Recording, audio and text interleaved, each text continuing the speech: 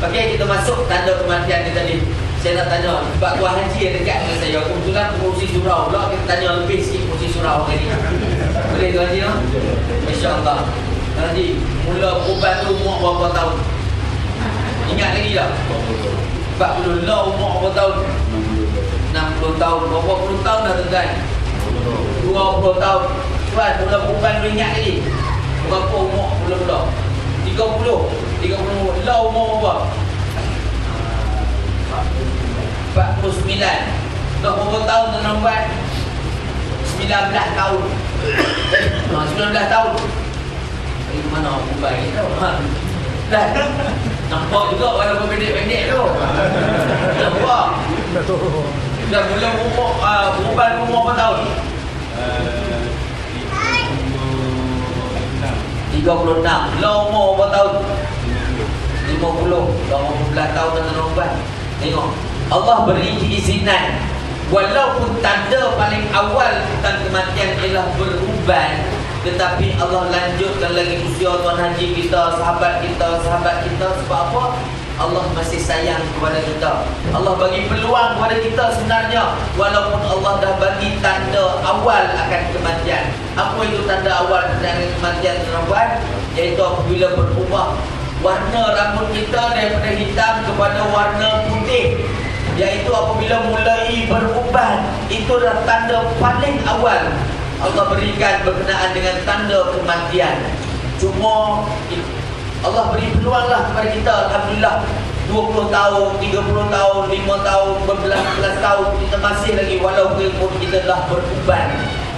Dan saya pelik tuan-tuan, minggu lepas saya pergi survey piramid. Saya tengok daripada belakang, ini tanda kematian banyak dah. Budak lagi tuan-tuan. Tanda kematian dah ada dah pada badan dia. Tengok rambut dia putih tuan-tuan. Dia warna rambut dia warna putih, menempah kematian. Kalau kita tengok sekarang ni, remaja-remaja kita dia menempah kematian pokoknya tuan-tuan. Bukan dia nak buat warna oranye, warna biru, warna ungu lagi dah. Dia buat warna putih. Dia buat warna putih. Tengok muka muda lagi. Tapi bila tengok rambut dah putih dah. Jadi kita faham itu dia menempah kematian, bukan yang datang secara semula jadi. Wallahu bissawab. Apa tujuan dia?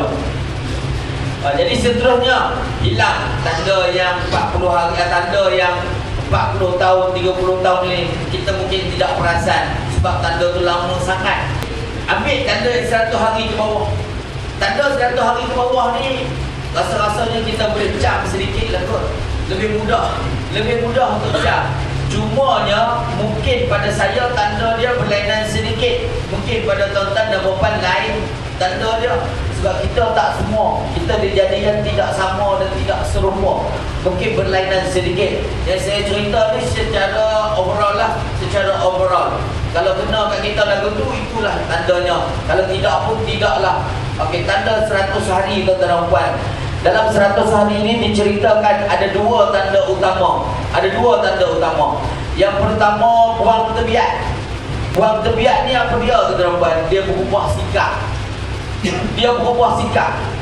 Contoh, kita berkawan dengan seorang kawan kita tahu dah berbelas tahun dah kita kawan dengan dia tak suka minum susu. Dia sangat tidak suka minum susu. Sampai paling mudah susu lah. Sebab saya tak suka minum susu tuan-tuan. Pagi-pagi saya tak boleh minum susu. Kalau saya minum susu pagi-pagi, insya-Allah saya tak boleh ceramah jenazah sampai ke petang. Sebab saya akan ulang ke tandas. Kalau saya minum susu pagi-pagi. Tapi kalau tengah hari sikit tu, okey dah, perut dah mula stabil. Itu perangai saya. Dan kita berkawan dengan dia belas tahun. Kita tahu dia memang tak suka minum susu. Kalau pergi kedai ke, pergi minum mana-mana dengan dia, teh O, kopi O, Milo O, Nescafe O. Semua yang O saja hujung dia. Dia takkan tambah susu. Tapi tiba-tiba dalam minggu ni, 2-3 hari ni, kita tengok kawan kita ni bukan setakat dia minum teh tarik, Nescafe tarik, dia siap minum susu O. Dia ubah susu O, dia kata. Kita bingung-bingung kedai nak cari susu O ni. Apa dia? Susu saja, tak nak gula, tak nak apa. Susu saja. Dia minum susu dia, kita nampak pelik. Itu buang tebiat juga, kita nampak buang tebiat. Tapi kebiasaannya buang tebiat ni kita jarang perasan. Kebiasaannya Bila dah meninggal, barulah kita perasan, barulah kita sebut apa yang kawan kita sebut tadi tu. Oh, patutlah. Nampak, oh tu kan keluar juga. Oh, patutlah. Itu hari dia tak suka minum susu. Patut dalam 2-3 hari ni dia minum susu tu, kita pun takut. Macam orang bukan orang Kelantan jumpa budu. Bukan orang Kelantan. Dia bukan orang Kelantan, tak pernah makan budu. Tiba-tiba jumpa budu, dia makan lebih daripada orang Kelantan. Orang Kelantan buat cicah, dia buat kuah, tuan-tuan. Itu masalah juga tu. Itu juga tanda kematian tu kalau jadi macam tu. Maka berubah sikap daripada seorang yang periang kepada seorang yang penyak, seorang yang pemalu, daripada seorang yang ceria, happy, good lucky punya orang, tetapi dia akan jadi kemurungan. Dia akan mula murung, tak nak bercakap dengan orang, mula duduk bersendirian. Itu juga tanda kematian. Tapi tak semualah yang kemurungan itu tanda kematian, tuan. Kadang-kadang ada gangguan pun boleh berlaku kemurungan. Kadang-kadang stres tempat kerja boleh juga berlaku kemurungan. Kadang-kadang stres, ayah suruh belajar, kita nak ambil bab ekonomi, ayah suruh ambil doktor. Kelayakan kita boleh dapat doktor, kita pun ambil lah kos, ayah suruh ambil doktor. Akhirnya hang, tuan-tuan. 3-4 hari lepas saya berjumpa 2-3 orang. 2-3 orang yang dah bergelar doktor, yang mana hang. Kalau paling mudah disebut hang lah. Dia jadi macam orang kebingungan. Duduk dia kerja di sana, dia kata ada gangguan di tempat kerja dia. Akhirnya ditransfer tempat lain, tukar tempat lain. Pun masih berlaku benda yang sama. Bila kita cek balik, rupa-rupanya dia dah berlaku tekanan. Rupa-rupanya belajar lebih pun tak boleh juga. Dia paksa nak belajar. Kalau dulu kita jarang jumpa begini, dulu kita jumpa orang-orang kampung biasanya. Sebab apa? Gila isim. Biasa dengar gila isim. Biasanya gila isim ni jarang berlaku pada bandar-bandar orang cerdik ni, cendekiawan, jarang berlaku. Kebiasaannya kepada orang-orang yang suka ambil amalan yang tak berguru. Dia suka ambil amalan tidak berguru. Dia ambil daripada buku, dia pun amal baca daripada buku, baca. Sebab apa? Sebab kalau kita baca daripada buku, guru dia ialah syaitan. Jadi kalau nak baca apa-apa, terutamanya ayat Al-Quran, mesti ada berguru, mesti tasmi' dulu baru boleh. Kebanyakan saya berjumpa dengan orang yang sebegini, apabila kita tengok dia kata dia amalkan buku ni. Kebanyakannya menggunakan ayat Al-Quran. Tak salah, zikir tu tak salah, guna Al-Quran tu bagus, tetapi mungkin dia sebut tak betul. Sebab ayat Al-Quran ni sebut tak betul lagi makna. Macam ada ni, surah Al-Falah ke surah Al-Falah? Falah ke Falah? Betul-betul Al-Falah. Cuba tambah L dia satu lagi, Al-Falah. Berubah tak warna dia? Berubah tak makna dia? Berubah ke tak? Al-Falah kejayaan, Al-Falah pertanian. Nampak berubah terus. Satu dia tambah Falah. Sebab tu kalau azan ni, tukang muazzin ni kena perhati betul-betul. Jangan sebut hayya 'alal falah. Marilah menuju pertanian, dia kata. Yang betulnya hayya 'alal falah. Dia tak ada satu di situ. Kadang-kadang ada berlaku di situ. Kalau dah naik share nampak, kadang-kadang orang azan naik share. Bila dia dah dapat lagu dia tu, dapat tune dia tu, dia akan naik share. Bila naik share tu kadang-kadang tersasul, nampak, bukan sengaja, tersasul. Nak ulang balik, macam tak betul pula. Nak ulang balik, orang kata apa pula? Hutang sajalah, dia kata. Mudah-mudahan orang lain tak perasan. Mudah-mudahan tengok sebutan kalah itu sikit dalam bahasa Arab, tuan-tuan. Sangat. Ini yang paling mudah lah yang saya cerita. Yang paling mudah untuk saya bandingkan. Sebab kebetulan nama surah Al-Falah dah, surah kejayaan nama dia. Tapi kalau tukar dia Falah, surah pertanian. Jadi kita tunjuk tanam daripada Bandung. Tak apalah tuan-tuan. Tapi itulah, bila saya berjumpa dengan begini, jadi kalau boleh nak berguru apa-apa, jumpalah orang-orang yang berkaitan, yang boleh kita anggapkan tasmi' bacaannya betul ataupun tidak. Sebab kita kadang-kadang orang Melayu ni suka ambil benda yang ringkas. Alah malas lah nak pergi jumpa orang tu, nak baca tasbih depan dia menyusahkan. Buku kan dah banyak, baca okeylah.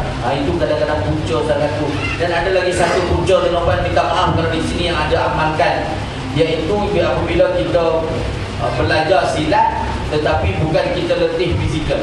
Silat ni sebenarnya letih fizikal tuan-tuan. Tak kira lah sending ke, gayung ke, pulut sekalipun letih fizikal.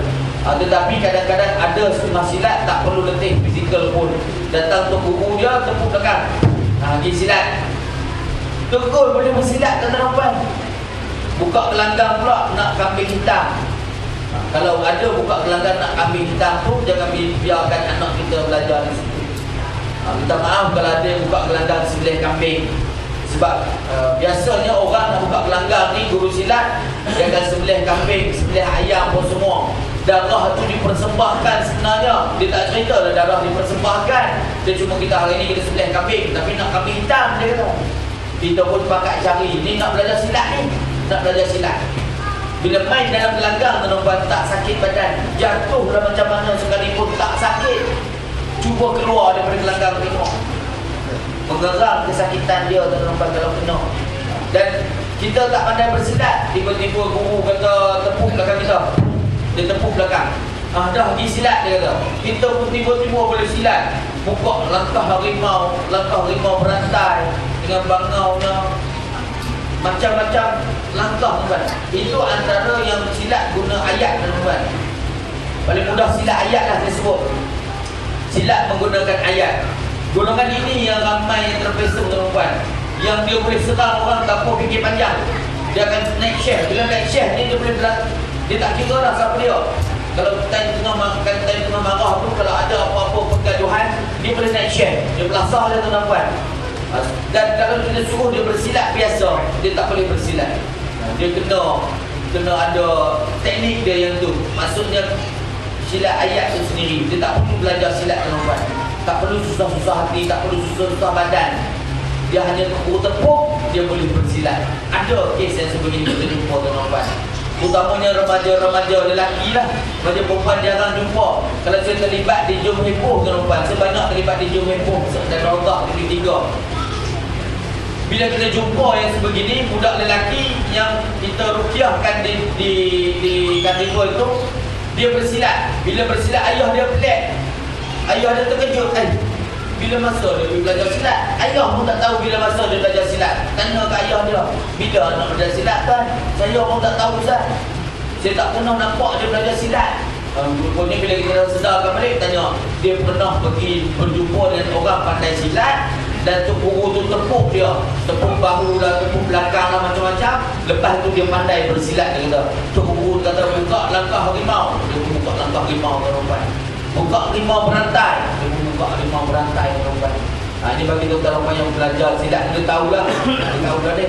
Kalau kita persatuan tak ada sini buka harimau berantai, cuma silat sending, silat kayu, itu adalah biasanya.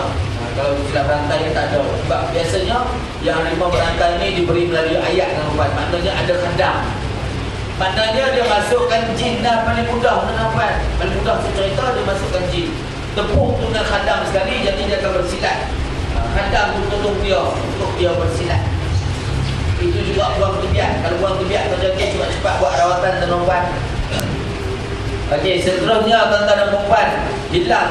Apa lagi tanda? Tanda dalam 100 hari tuan-tuan, apabila terasa ataupun berlaku getaran, bermula daripada ubun-ubun kepala hingga ke hujung kaki, berlaku getaran. Saya nak gambarkan getaran ni bagaimana tuan-tuan. Dia bergegar tuan, dia bergegar di kepala, sekejap mari kita ada, dia bergegar. Bergegar ni pula dikatakan tak sakit, malahan lazat, malahan sedap tuan-tuan. Rasa macam orang kurut tuan-tuan. Kaji di sini 9 korban tak? 9. Tahun lepas berapa ekor sini? 9 ekor. Banyak 9 ekor. Masa kita 9 korban, orang lelaki yang perempuan semua tengok tak? Tengok. Perasan ataupun tidak, bila lembu lepas sembelih, perasan tak ada nadi dia bergerak. Nadi pada badan lembu dia bergerak. Dia bergetar. Bergegar sekejap di perut, sekejap di paha, sekejap di belakang bergegar.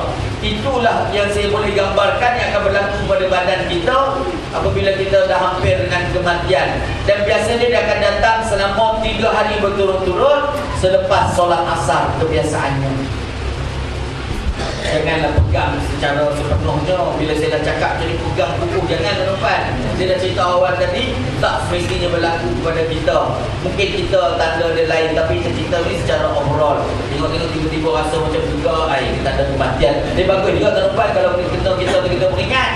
Ini tanda kematian. Kalau kita perasan, alhamdulillah, mungkin kita sempat buat persediaan 3 bulan lagi tuan-tuan, sempat buat persediaan. Kalau sebelum ni kita bukan ahli Al-Quran, mungkin kita akan mula membaca Al-Quran. Sebab kalaulah kita tahu kematian itu akan datang kepada kita, kita tak akan lalu makan lagi dah tuan-tuan. Kita tak akan lalu untuk minum lagi dah selepas itu. Sebab kalau kita tahu dengan tepat tanda kematian kita. Seterusnya apa lagi tuan-tuan? Masuk tanda 40 hari. Hilang tanda 1 hari tadi. 40 hari ke bawah ni tuan-tuan, apa yang berlaku? Diceritakan pada 40 hari ke bawah ni akan terasa di dalam perut bahagian ari-ari. Bahagian ari-ari ni dia terletak di bawah pusat atas kemaluan. Bahagian ari-ari terasa lagu mana tuan-tuan? Terasa ditekan dan juga dipulas. Ditekan dan dipulas. Dan tuan-tuan dan perempuan, jangan tanya saya apa rasa dia, sakit ke, sedap ke. Sebab saya pun belum pernah rasa lagi tuan-tuan. Kalau saya dah rasa, saya boleh kongsi. Tapi kalau fikir secara logik akalnya, kalau kita tekan bahagian ari-ari itu dan pulas, mungkin dah sakit pun. Wallahu a'lam bishawab. Buang tanda 40 hari. Kita ambil yang 40 hari ke bawah tuan-tuan, 7 hari ke bawah. Yang tanda 7 hari ke bawah, 40 hari ke bawah ni, tanda-tanda ni kita boleh pegang, tanda-tanda ni kita boleh sentuh, tanda-tanda ni kita boleh rasa, boleh nampak dengan mata kepala kita sendiri tuan-tuan. Yang pertama sekali, kalau kita perasan kita ada pernah menjaga orang yang sakit. Kalau tuan-tuan dan puan ada pengalaman menjaga orang yang sakit, biasanya orang sakit ni dia lalu makan ataupun tidak tuan-tuan. Biasanya dia tidak ada selera untuk makan. Kebiasaannya orang sakit ni tak ada selera nak makan. Biasa dia makan 1 sudu, 2 sudu dia pun tolak. Makan 1 sudu, 2 sudu dia pun tolak. Dia tak mau makan dah. Tetapi 1 hari tiba-tiba dia berselera untuk makan. Orang sakit ni bila dia berselera untuk makan, dan kalau kita nampak dia tu macam nak sihat sedikit, standby lah tuan-tuan. Sebab itu kebiasaannya dia dah hampir dengan kematian dia. Kebiasaannya dalam tempoh 1 minggu. Kebiasaannya ini yang saya sering jumpa tuan-tuan. Kebiasaan dalam 1 minggu.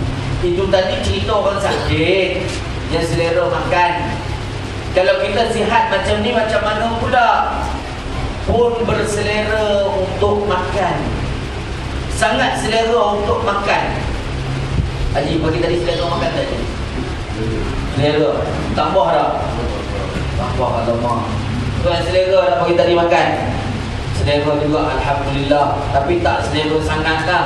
Sikit-sikit ke selera lebih-lebih? Selera sikit-sikit. Jawab pun agak-agak gitu. Takut kena lagi. Sebab apa tuan-tuan? Bagi orang yang sihat ni, kalau dia berselera sangat-sangat pun masalah juga tuan-tuan. Itu juga tanda kematian.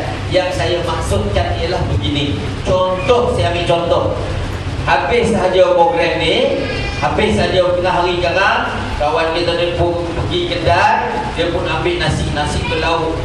Dia ambil lauk asin, nasi asin. Lauk ni pula dengan ikan keli bakar, talapia bakar. Dia ambil daging masak merah, ayam masak kurma, ayam masak merah, ayam masak rendang. Macam-macam lauk dia ambil dan dia makan. Duduk dan dia makan seorang-seorang. Tak tengok orang lain dah makannya. Dia pengusi surau lalu ke tepi pun dia tak nampak dah. Dia makan je. Itu juga tanda kematian. Maksud saya ialah kalau dia makan seorang-seorang, tak ajak kawan-kawan, tanda kematian. Jadi lepas ni kalau kawan kita makan, kita tengok anak buah kita makan nanti seorang-seorang tepuk, kenapa tak ajak aku makan? tanda kematian ni. Jadi lepas ni nak makan, jangan makan seorang-seorang. Kena ajak kawan-kawan, belanja kawan-kawan. Bagus. Barulah kawan-kawan pun doakan, alhamdulillah, semoga Allah panjangkan umur hang. Kan bagus tu. Jadi jangan makan seorang-seorang. Lepas ni kalau makan seorang-seorang tanda kematian. Nak makan ramai-ramai, ajak kawan ramai-ramai sedikit. Seterusnya apa lagi tuan-tuan? Ni nak mula cek lah. Itu tadi tak berapa nak nampak sangat juga lagi. Selera makan, macam mana nak nampak Ustaz? Saya hari-hari selera Ustaz. 2 pinggan sekali makan tentu punya. Macam mana nak cam? Kita tengok tanda yang paling mudah lagi. Tanda ni senang tuan-tuan. Cuba angkat tangan sedikit. Angkat tangan kanan dah. Mudah. Angkat tangan kanan. Jangan angkat tinggi-tinggi jawab periksa tuan-tuan. Dan jangan tiru jawapan orang sebelah. Sebab ini bukan nak jawab periksa tuan-tuan. Ini tanda kematian. Jadi jangan tiru orang sebelah. Kalau orang sebelah tu dah tanda kematian, dah nanya. Okey, kita cuba cek. Cuba pegang dan tekan di bahagian sini. Tangan ni kan, dia pegang di bahagian sini. Cuba tekan. Cuba tekan yang elok. Boleh. Cuba tekan yang elok lah. Ni kita nak cek seorang-seorang ni. Saya nak cek seorang-seorang. Kita mula belah kanan saya dulu kan. Kemuka kepeh. Kepeh kebuk. Kepeh kebuk tu tak pagar ni. Tuan kemuka kepeh. Kebuk.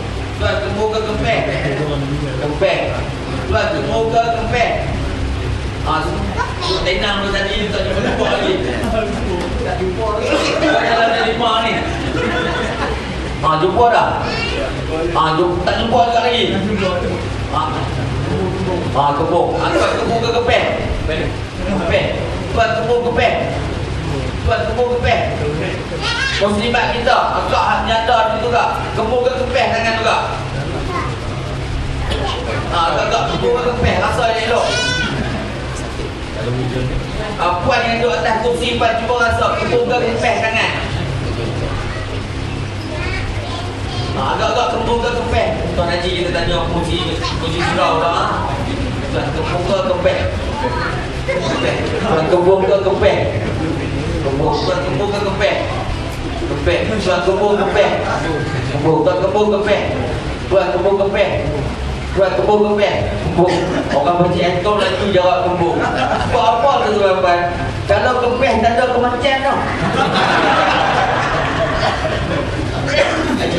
Kita tengok sekali lagi ni. Pegang dia di sini tuan-tuan. Di antara jari, ibu jari tulang ibu jari dengan tulang telunjuk, dia ada satu macam tempat isi kembung tu. Di situ tersimpannya kantung beras. Tempat simpan beras saya panggil. Tempat simpan beras di situ kita panggil. Kalau di situ kempes, memang tanda kematian. Paling mudah nak cek lagu mana? Ni cuba buat macam ni. Haji cuba buat ni. Cuba tengok kembung ke kempes. Itu kembung ke kempes. Kembung. Jawapan tadi nak tukar tak nak tukar? Sila tanya. Nak tukar ke tidak? Tak tahu. Boleh tukar balik lah jawapan tadi. Tukar balik lah jawapan tadi. Tukar balik. Sebab apa kalau kepeh juga? Kalau kepeh juga sudah kita korbankan dia ada lagi ya. Kita korbankan sahabat kita ada lagi kalau kepeh. Dia masih awal dah. Okey, kalau kepeh tuan-tuan salah satu tanda kematian tuan-tuan. Ini bukan lawak-lawak lah. Ini yang betulnya. Kalau kepeh tanda kematian, kepeh dia tu nak tahu lagu mana tuan-tuan. Bila kita tengok di sini berlekuk tuan-tuan. Dia akan lekuk ke bawah ni, di bahagian ni. Bahagian tempat kantung beras tu dia lekuk ke bawah. Dan bertemu kulit dengan kulit tuan-tuan. Dia tak ada isi lagi dah. Bertemu kulit dengan kulit. Kebiasaannya itu juga tanda kematian. Itu hampirlah tuan-tuan. Sama juga tuan-tuan, apa lagi boleh kita tengok? Hidung tuan-tuan. Hidung kita mulai jatuh. Ni bukan jatuh atas lantai. Maksudnya jatuh layu, pucat, lesu, tidak bermaya. Cuba tengok hidung orang sebelah. Pusing tengok hidung dia. Nampak ke tak cantik ke? Tak cantik. Bagi tahu terang dengan dia. Tak cantik lah hidung orang ni. Bagi tahu terang. Jangan tengok besarnya. Jangan tengok besar, kecil, kemek. Jangan tengok yang tu. Tengok jatuh ke tak jatuh. Tapi kalau jatuh tu hati-hati lah. Sebab tanda kematian juga. Cuba tolak telinga kawan sebelah ni. Tolak dari belakang, tolak ke depan. Orang sebelah buat tapi tengok lagu mana telinga dia. Saya baru dapat hari 2-3 hari lepas. Saya tanya orang Johor. Orang Johor kata apa? Ni. Kalau kita tolak ke depan ni, orang Johor kata apa? Orang Johor kata bila tolak ke depan, dia berbalik semula ke belakang. Orang Johor kata tarik ke depan, berbalik semula ke belakang. Apa orang utara kata kalau tarik ke depan ni? Dia tarik ke depan dia. Ada orang utara tak kat sini? Ya. Orang utara kata apa? Bila tarik ke depan dia apa? Bidah. Bidah. Orang utara panggil bidah. Dia tarik ke depan, dia bidah ke belakang balik. Tapi kalau tarik ke depan tak bidah. Kalau tak bidah sudah betul. Orang Kelantan cakap apa pula tentang perempuan? Jetat. Orang kata yang apa ni? Jetat. Ni tarik ke depan dia jentak semula ke belakang. Dia punya jentak semula ke belakang. Orang Kuala Lumpur kita duduk lembah Kelang ni panggil apa pula tentang perempuan? Dia kata tarik ke depan, melantun semula ke belakang. Dia lembut sedikit.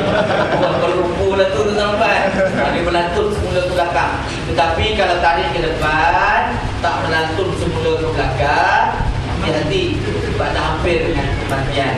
Cuma yang saya cerita tadi yang boleh pegang, boleh sentuh itu ialah realitinya. Sebab saya terlibat dalam pengurusan jenazah dan saya terlibat dalam merawati ataupun berjumpa dengan pesakit-pesakit yang dah kita tengok dah lama sakit. Jadi bila kita tengok pada tubuh anggota badan dia ni ada beberapa tanda punya. Sebab kebanyakan pesakit yang saya buat rawatan, saya perhatikan tanda-tanda ni mula-mula tadi kita tengok dalam buku-buku, dengar orang cerita-cerita saja. Orang tua dulu cerita. Tetapi bila saya tengok dengan mata saya sendiri, bila saya tengok tanda-tanda ni tadi dah wujud pada badan dia. Tapi tak mati. Kenapa? Bukan minta nak mati kan puan? Kenapa? Rupa-rupanya saya cerita mula tadi yang kita istilah sebagai saka. Cuma saya tak sebut saka lah tadi. Bila kita tengok dia terlibat dengan saka tu tak benarkan roh dicabut. Dia tersekat. Roh dia tersekat. Kita minta Allah permudahkan urusan. Bila kita buat sebab tu saya kadang-kadang kawan-kawan panggil Ustaz Sakaratul Maut. Sebab bila saya buat rawatan tuan-tuan, buat rawatan contoh satu kes yang paling cepat tuan-tuan. Habis sahaja rawatan, dia kata badan dia tak sihat, badan dia dah bisa-bisa rasanya sakit Ustaz, lemah sangat badan dia. Habis saja rawatan, perempuan ni datang ke pusat rawatan sahabat saya. Waktu itu saya bertugas, saya bantu untuk buat rawatan. Dan bila saya dah buat rawatan, mula-mula kakak ni masuk, saya tengok umur mungkin dalam umur 50-60 tahun lebih kurang. Dan akhirnya bila saya bersembang, bila kita diagnose, umur dia baru awal 30-an tuan-tuan. Saya sangat terkejut dengan keadaan fizikal dia. Sebab fizikal dia menunjukkan umur dia lebih kurang dalam 50 hingga 60 tahun keadaan fizikal dia.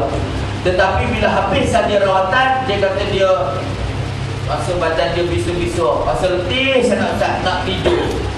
Agak-agak tertenang perempuan lah, dia tidur lepas tu dia bangun dan ataupun tidak. Dia tak bangun dan bangun. Dia terus tidur selama-lamanya. Saya biasa jumpa, sebab apa? Sebab saya cek tengok. Bila saya ingat pesanan orang tua-tua dulu. Sebab bila saya terlibat dalam urusan jenazah, saya tengok betul-betul cuma tengok anggota badan dia, tangan keping. Tapi saya bagi tahu tadilah, tak semua sama. Sebab kita manusia ni diciptakan berlainan. Mungkin tanda-tanda kita ni berlainan. Tetapi kalau bagi orang yang sakit, paling mudah nak lihat yang saya bagi tahu tadilah. Kempis tangan, hidung jatuh, telinga tak jetak lagi. Itu realitinya. Boleh tengok sendiri. Cuma lepas ni biar jadi rahsia kita kat sini lah. Janganlah lepas ni kita pergi hospital, tengok sahabat kita pegang tangan. Rasa tangan kita pegang, tengok tarik-tarik tengok. Hai, tak lama nak ni. Jangan macam tu tuan-tuan. Simpan sajalah. Tapi kalau sudah memang kita, kalau anak-beranak kita sendiri, insya-Allah kita boleh perkemaskan rumah siap-siap.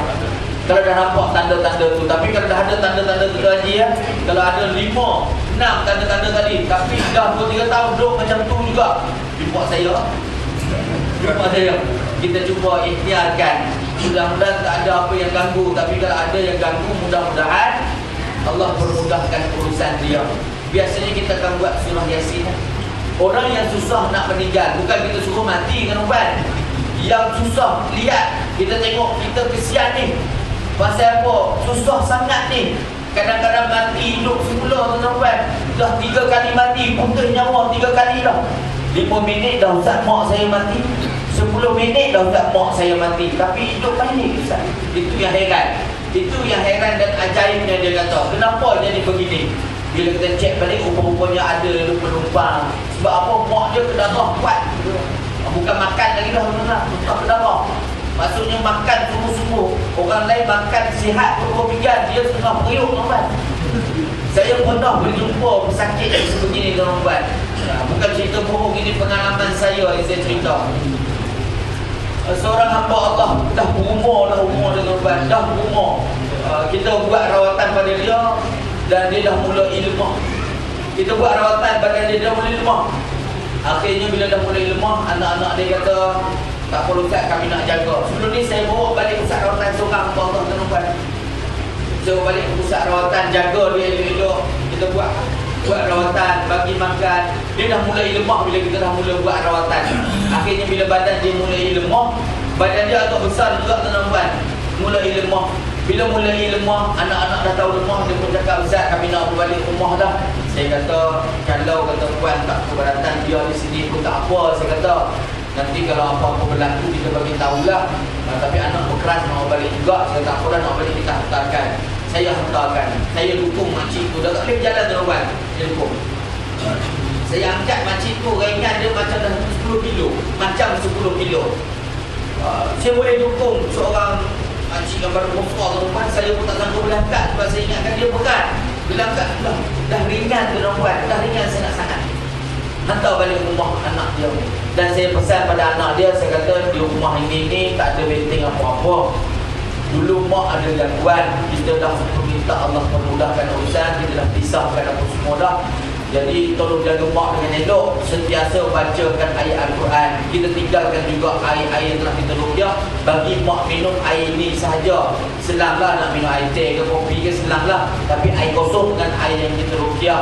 Kita ruqyah mudah-mudahan boleh jadi benteng pada diri dia, kita bagi tahu. Dan akhirnya kita tinggalkan. Seminggu, 2 minggu lepas tu kita pergi mengejut. Kita singgah sebab dia telefon, dia beritahu, Ustaz, mak saya sihat elok Ustaz. Dia kata 3 hari duduk kat sini mak boleh berjalan, dia kata. Kita pelik tuan. Saya pun terus tanya, mak makan lagu mana? Allahu Akbar Ustaz. Mak makan ni, dia bangun sekejap, dia pergi buka tunduk periuk, dia makan. Kadang-kadang tak habis, dia tinggal. Dalam sehari tuan-tuan habis periuk dalam 1 hari. Sampai mana 24 jam tu. Dia bangun, dia tidur 1 jam, 2 jam, dia bangun, dia makan. Dia tidur, dia bangun, dia makan. Dia merayau dalam rumah berjalan. Saya kata ada masalah ni. Saya kata, lepas 2 minggu lepas tu saya pergi balik. Bila saya pergi balik, bila tanya dengan ni, dengan ayat Al-Quran pun dia tak perdengarkan dalam rumah. Dia tak baca ayat-ayat yang kita minta amalkan. Air yang kita bagi tak buka pun tuan-tuan. Sampai hari ni hidup lagi. Tapi hidup dalam okey, sebelum saya teruskan tanda-tanda yang lain, ada sebarang soalan lagi tak? Kita bincang. Kita buat perbincangan. Ada soalan-soalan lain silakan kalau ada. Tak ada. Alhamdulillah semua faham. Ya. Bagi sekali saya nak tanya. Boleh tak masalah. Ya. Ada nanti dari memandangkan pada penjelasan Ustaz. Ya. Jadi memberi kekuatan bagi manusia yang masih hidup. Ya. Tak salah kan sifat. Sedangkan kematian Tuhan yang menentukan. Betul, memang hanya Allah sahaja yang maha mengetahui. Cuma saya kata tadi, pengalaman ulama terdahulu bila saya cerita begini sebagai persediaan, kalaulah kita ada rasa tanda ni, mungkin dia akan mengingatkan kita akan kematian. Itu sahaja sebenarnya. Dia boleh ingatkan kita kepada kematian. Kita tengok, mungkin tanda kematian ini. Sebab tu dia kata tadi, hanya Allah sahaja yang mengetahui. Kitanya hanya sedikit sahaja. Ini semua kajian-kajian yang kita buat. Sama juga apa-apa kajian macam jenis penyakit lah. Kita kaji, ini ubat dia. Tetapi akhirnya bukan. Bila buat kajian lagi, ini ubat dia. Akhirnya bukan. Begitulah juga lah dengan tanda yang saya ceritakan tadi Haji. Ada tidak semestinya tepat pada tubuh badan kita. Ada tak semestinya tepat. Cuma perkongsian ini, saya cerita ni sebagai pengalaman kajian. Begitu saja. Jangan bergantung kan. Yang bukan tu itu yang bahaya tu. Bila saya cerita tu Haji pun ngam. Balik lagi try main tengok. Tengok saya ni lain macam dah ni lah. Jangan macam tu Haji. Kemurungan kita nanti. Jangan begitu. Yang saya kongsikan hari ini sebagai pengalaman dan juga kajian-kajian yang kita buat atas pesakit-pesakit. Sebab itulah mula-mula tadi saya dah bagi tahu bukan daripada Nas, bukan daripada Al-Quran, dan juga tidak sama pada semua kita. Hanya paling tepat hanya Allah sahaja yang Maha mengetahui. Tapi ada tadi, kalau kata kita nak mati, kita nak tahu tarikh kematian kita nak tahu bila, kita nak tahu bagaimana, ada satu kaedah. Kalau kita betul-betul kita nak tahu, tapi kita tak sanggup buat lah. Ada satu kaedah yang mana saya pernah berjumpa dengan orang sebegini. Dia kata, Ustaz, saya dah tahu tarikh kematian saya. Saya dah tahu hari apa saya nak mati, Ustaz. Saya dah tahu hari apa nak mati. Kamu tahu ke bagaimana? Saya dah tahu dah bagaimana, Ustaz, saya akan mati. Seorang hamba Allah bercerita dengan saya. Saya berjumpa dia di mana, tuan-tuan? Saya berjumpa dengan dia di sel terakhir. Faham sel terakhir? Di dalam penjara terakhir yang akan dijatuhkan hukuman gantung sampai mati. Orang ni rupanya dia dah tahu tarikh kematian dia. Bila disabitkan dengan kesalahan, mahkamah akan tunggu masa untuk jatuhkan hukuman sahaja. Bila lagi seminggu nak jatuhkan hukuman, lagi 2-3 hari nak jatuhkan hukuman, dia akan maklumkan dah kepada bantuan akhir ni. Dan bantuan akhir ni daripada penjara biasa, dia akan dibawa sel terakhir, dibawa pada penjara yang khusus. Waktu itulah dia panggil mana-mana ustaz untuk tanya, bersembang dengan dia, apa yang kamu nak. Dia kata, Ustaz, saya menyesal sekarang pun dah tak ada gunanya. Dia kata, saya menyesal sekarang pun dah tak ada gunanya. Apa yang pasti, Ustaz, saya nak berjumpa dengan isteri saya nak berjumpa dengan anak-anak saya nak berjumpa dengan keluarga saya, Ustaz. Kita aturkan. Biasanya pihak-pihak ni akan aturkan. Bila berjumpa saja dengan isteri, tuan-tuan, tak ada benda lain yang boleh dikatakan, hanya air mata yang menunjukkan segala-galanya. Menangis saja, maafkan abang saya, maafkan abang tak sangka jadi begini. Inilah abang minta maaf banyak-banyak, halalkan segala makan minum abang. Jagalah diri kamu, jagalah anak baik-baik. Jumpa mak ayah pula menangis, mak ayah menangis, adik-beradik semua menangis, tuan-tuan. Bila kita tahu tarikh kematian dia. Dan biasanya orang bantuan akhir ni akan diberi pilihan. Biasanya dia makan nasi bubur je, tuan-tuan. Nasi bubur je, nasi lembek je, nasi air. Tetapi biasanya pada hari itu diberi pilihan nak makan apa, biryani gam ke apa ke. Tapi tak mau dah, tuan-tuan. Lagi 3 hari dia dah tahu dia nak mati, agak-agak lalu makan, tuan-tuan. Tak lalu nak makan, tuan-tuan. Nak telan air pun tak boleh dah. Dia dah tahu dah apa yang dia minta. Biasanya bila di akhir, dia akan minta, Ustaz, ada tak Al-Quran? Bagi orang yang boleh baca Al-Quran, dia akan minta, Ustaz, kami nak Al-Quran, Ustaz. Kami nak Al-Quran, Ustaz. Kalau yang tak pandai baca, Ustaz, boleh tak perdengarkan kami Al-Quran, Ustaz? Saya tak pandai baca Al-Quran, Ustaz. Dia kata, saya nak dengar Al-Quran, Ustaz, untuk kali terakhir 2-3 hari ini, Ustaz.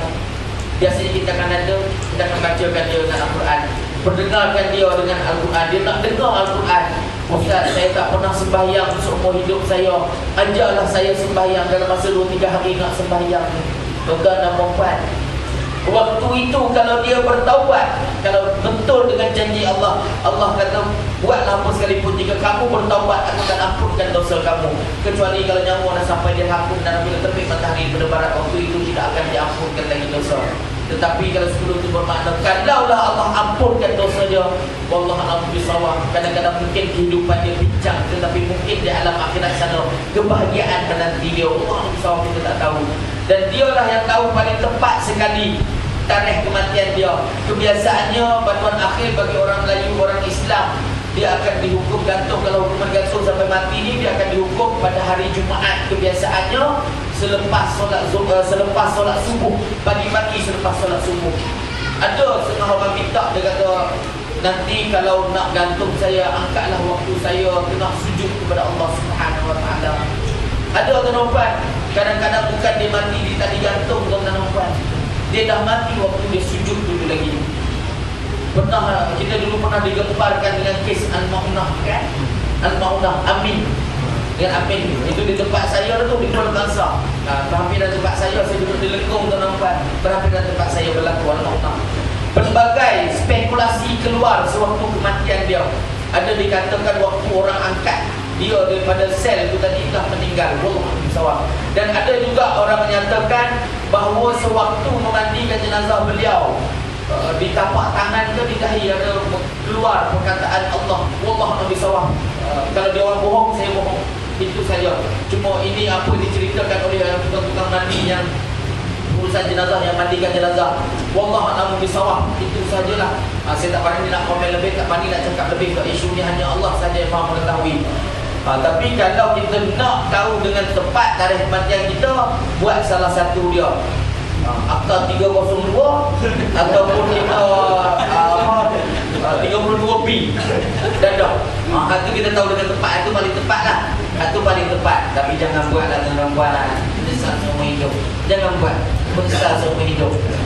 Fikirkan keluarga, fikirkan orang rumah, fikirkan isteri, fikirkan anak-anak. Itu saja, fikirkan mak ayah dan tuan-tuan. Kalau nak buat sesuatu tu, walau dalam keadaan marah sekalipun, cubalah kita hindarkan marah. Kalau marah sangat-sangat, pergi cari air lokal pun tak terjun mandi. Kalau jumpa air yang boleh kita mandi, paling cepat duduk. Jangan wuduk terus, jangan wuduk saja, mandi terus, basahkan dengan air. InsyaAllah air akan boleh redakan kita punya kemarahan. Kalau kita marah sangat, dah pegang barang dah di tangan, marah sangat. Kalau kita yang lain tu, cari air, jirus air, pegang dia, jirus air, lepaskan, dia akan mulai reda. Sebab bila terkena air, nak pula air itu telah dibacakan dengan Fatihah, ayat kursi, baca sikit, jampilah sikit tuan-tuan. Jampi itu dalam bahasa Melayu je, dalam bahasa Arab ni ruqyah. Fatihah pun nama dia ruqyah juga. Jadi kalau baca Fatihah pun dah jampi dah tu. Baca surah Fatihah, bagi lembut, minta Allah bantu, janganlah bagi dia bekah ni, redakan marah dia, ya Allah, jirus pada dia. Tapi kalau lepas tu dia ngamuk juga, lari dia rumah. Jangan tunggu, lari. Nanya dengan kita kena, sebab orang tengah marah ni biasa dia sedang dirasuk. Kalau dia tengah marah yang terlampau, jangan dekat tuan-tuan, bahaya tuan-tuan. Okey, ada apa soalan lagi? Silakan ni.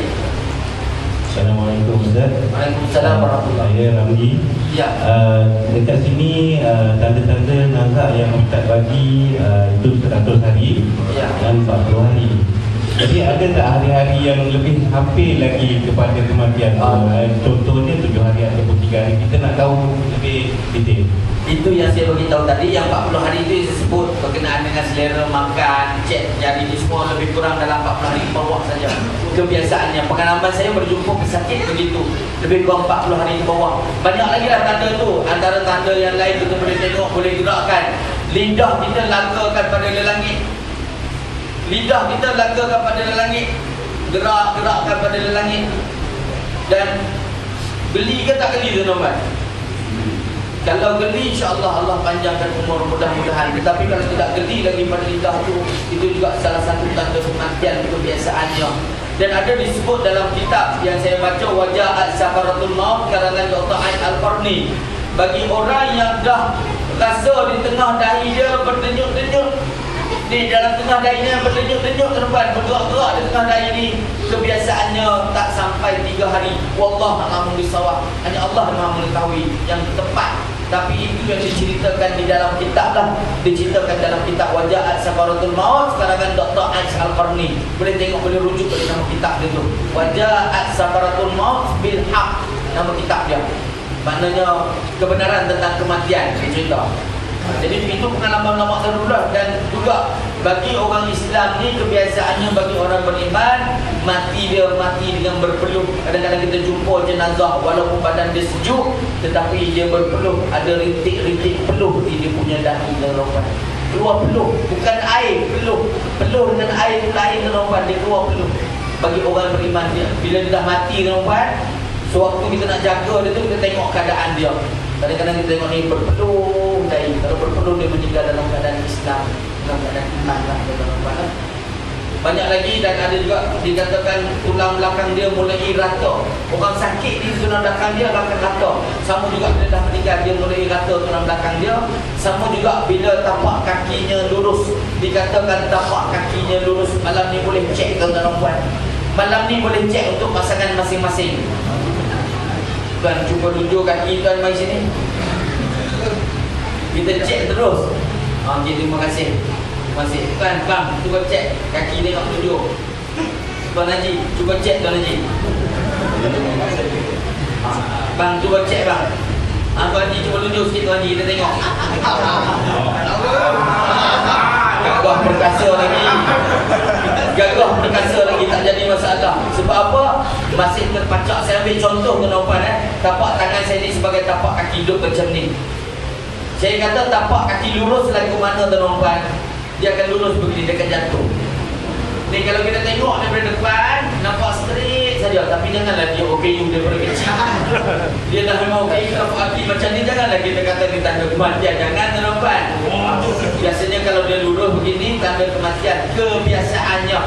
Jadi pasangan suami isteri yang dah berkahwin lah, yang dah berkahwin dan yang belum, yang dah berkahwin dan perlu kahwin lagi, kahwin cepat-cepat. Sebab boleh tahu tanda kematian tu, boleh tengok tuan-tuan. Tunggu pasangan kita betul-betul elok, pergi selak selimut dia. Ujung kaki. Tengok kaki duduk macam ni ke, duduk macam ni. Kalau orang perempuan selak-selak tengok kaki suami. Kejutkan dia. Kejut, bangun, tengok jam. Biasa orang bangun tengok jam. Ni apa ni kau 3 pagi kejut ni, esok kerja. Tak, pagi tadi ustaz tu kata dalam surau waktu ceramah jenazah pagi tadi dia kata, kalau kaki lurus lagu ni tanda kematian. Ni saya tengok orang bukan macam ni bawah dah. Cepat dia wasiat awal-awal. Cepat dia wasiat awal-awal. Contoh, dan orang perempuan sangat hebat tuan-tuan. Orang perempuan sangat hebat. Saya jumpa orang perempuan ramai dah. Bila buat rawatan saya tanya, "Kak, kenapa tak mau kahwin lagi, Kak?" Kita tahu dia ibu tunggal. "Kak, kenapa tak mau kahwin lagi?" "Ustaz, saya nak jumpa suami saya di alam akhirat, Ustaz. Saya nak tunggu suami saya tunggu saya di alam akhirat, Ustaz." Lepas tu dia ada soalan cepumat kepada saya tuan-tuan. Dia tanya, "Ustaz, saya nak tanya soalan sikit boleh tak?" "Boleh lah puan, tak ada masalah nak tanya." Dia minta kahwin dengan saya, dah lah saya kata. Saya kata, dia tanya, "Ustaz, boleh tak kalau saya nanti di alam akhirat nanti saya tak nak suami saya dikelilingi oleh bidadari." Dia kata, tengok punya cemburu tuan-tuan. Bukan di atas muka dunia tu, sampai ada akhirat dia punya cemburu tuan-tuan. Orang perempuan ni lain sikit. Jadi saya pun beritahu macam ni lah puan. Kalau puan rasa puan tak mau suami puan ni ada bidadari, puan kena ikut masuk syurga juga. Macam tu. Ikut masuk syurga juga. Orang perempuan sebenarnya mudah sangat. Walaupun Rasulullah SAW kata sewaktu Isra' dan Mi'raj, dia tengok di dalam neraka itu ramai orang perempuan, tetapi orang perempuan juga paling mudah nak masuk ke syurga, paling mudah. Nanti kita bincang lain kali, iaitu bagaimana untuk kita dapatkan syurga dunia dan syurga akhirat. Kita akan bincang lain kali lah tajuk tu. Nanti bincang sini tak sempat pasal jenazah kita. Jadi dia sanggup menjaga. Orang lelaki berbeza. Orang perempuan kadang-kadang tu setahun 2 tahun dia menangis lagi. Kadang-kadang malam raya, terutamanya malam raya, dia buat kuih tu, anak tanya, "Mak, kenapa menangis, Mak?" "Tanya ayam kamu," dia kata. "Tanya ayam kamu. Kalau malam-malam raya macam ni suka makan cemodok," dia kata. Dia suka makan cemodok. Teringat suami, teringat kawan. Orang lelaki teringat juga. Hari pertama meninggal isteri, meleleh air mata menangis. Hari ketiga meleleh air hidung tuan-tuan. Masuk hari ke-7 dah titik Elio dah. Sudah. Itu orang lelaki dia biasa sikit. Ada orang tanya saya tuan-tuan, "Ustaz, tak ada ke janda-janda yang boleh kahwin dengan saya, Ustaz? Siapa nak gosok baju saya? Siapa nak masak untuk saya, Ustaz? Siapa nak jaga anak saya?" Dia ingat aku berapa janda